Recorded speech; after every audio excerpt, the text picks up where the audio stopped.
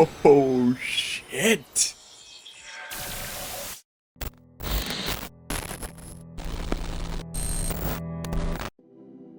So, here we are. After doing up a list of my predicted favorites for this season, and another specific video on why I thought Mob Psycho 100 will be amazing, we finally have our first episode, and oh boy is it a doozy. Or rather, the first few minutes are a doozy. The rest after that is a fairly standard introduction episode, but whatever. So if you're like me and never actually went out and read any of the original material for this series, let's have a quick talk about what this show is about. The world in which this story takes place is home to two major things: spirits and psychics. Spirits that cause trouble, and psychics who have the mental superpowers to rid the world of them. The title character of our series is Mob. He is one such psychic. He becomes apprenticed to the self-proclaimed psychic, Reagan, who is actually little more than a simple con artist, and not a very good one at that. How these two met and became companions in the first place is yet to be explained, and quite possibly will never be explained. But their relationship of master and apprentice allows for Reagan to call up Mob whenever he receives a high-paying exorcism job. And then he has Mob do all the actual work as part of his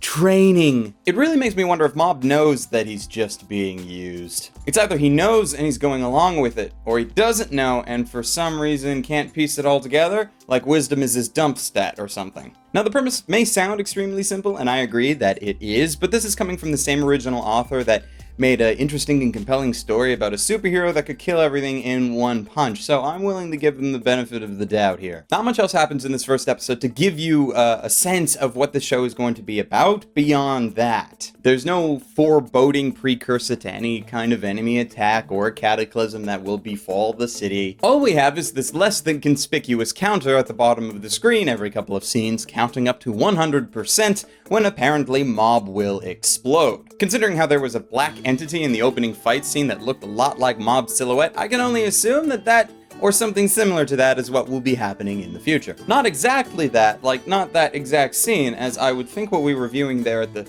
start was something that happens in the far future, if it happens at all. But I'd like to imagine we're gonna get to see Mob pitted against something that he can't handle, then hit 100%, causing him to explode in a wave of overpowering psychic energy. Looking forward to that. Really though, the standout elements of this series are both the humor and the art style. The humor, as you may recall if you've seen One Punch Man, is this kind of wacky but dry joke humor. So far it's just been working off of visual gags and the somewhat awkwardness of the characters. Reagan covering his ass when people question his con would be one such example. The animation is worth talking about because the series decided to go in the direction of having a rather unique style. Most of the designs are almost carbon copies of what we've seen from the original mangaka. But unlike Madhouse's adaptation of One Punch Man last year, we don't have this constant switch between that casual art style and a more traditionally detailed one. There are even many times in this first episode when the art looks like little more than just scribblings on blank paper. But in the special effect heavy scenes, we see that simple art style used to great effect, as the more slipshod art is used in tandem with the rest of the art to help give off this feeling of immense power. It reminds me a lot of the older 90s anime that would dip into this sort of similar style anytime someone was using this big, giant blast of energy, and whatever they were pointing it at just kind of like disintegrates. So that was quite clever. The opening, it should also be mentioned, is quite addictive, though that's kind of to be expected since this is Bones and they have a habit of doing such things.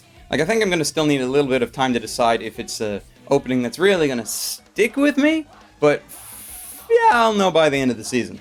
We'll also know by the end of the season if we're gonna get one of those dreaded Bones endings, which I actually think some people are gonna fear more than me. Like, when people talk about Bones endings, specifically the bad ones, it's things like Fullmetal Alchemist 2003 and Soul Eater that pop up in conversation. But personally, I didn't actually mind those endings, so in actuality, the real fear and the real danger of a Bones ending is more for those people that have read the manga and know another way that the ending could have gone and might just, prefer that over what we get here. But for people like me who have never and probably will never read the original material, I'll be fine.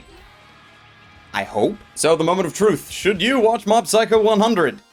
Yes. I have seen nothing in this first episode that would lead me to believe that most of my preseason hype was not justified. Sure, things might change as the series progresses, but I have a feeling that even if it does start to dip a bit in narrative quality, that this insane art and just style oozing from the show will make up for a lot. But what did you guys think? Let me know down in the whatchamajig, and if you have read the original material or are commenting from the future when more episodes are out. No spoilers, please. And if this video has piqued your interest, you can go and stream Mob Psycho 100 over on Crunchyroll. And as of yet, we don't actually have a home video licensor yet, but that might come into play by the end of the season. Still time for that, though.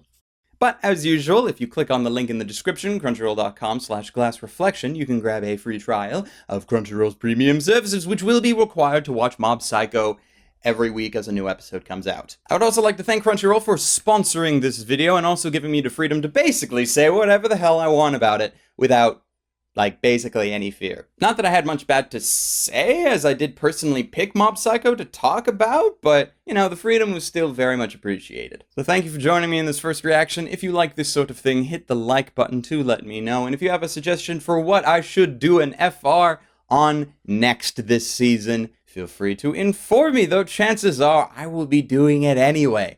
There's a lot of stuff coming out this season.